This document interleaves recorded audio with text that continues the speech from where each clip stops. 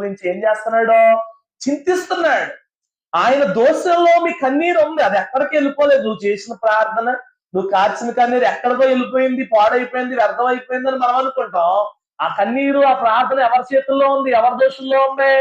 దేవుని చేతిలో ఉంది. అది ఎప్పుడు బయలుపడుతుందంటే తగిన సమయం అందు. మనకు ఇప్పుడు తగిన సమయం, ఇప్పుడు జరిగిపోవాలి అంతేనా? మనకు ఇప్పుడు తగిన సమయం, ఇది ఇప్పుడు జరిగిపోవాలి. కానీ దేవుడు అంటున్నాడు, తగిన సమయం ఏంటో నాకు తెలుసు. తగిన సమయం అందు మిమ్మల్ని నేను హెచ్చిస్తాను. అందుకే హెచ్చించే సమయం వచ్చిందట. ఆహాబును తగ్గించే సమయం వచ్చిందట.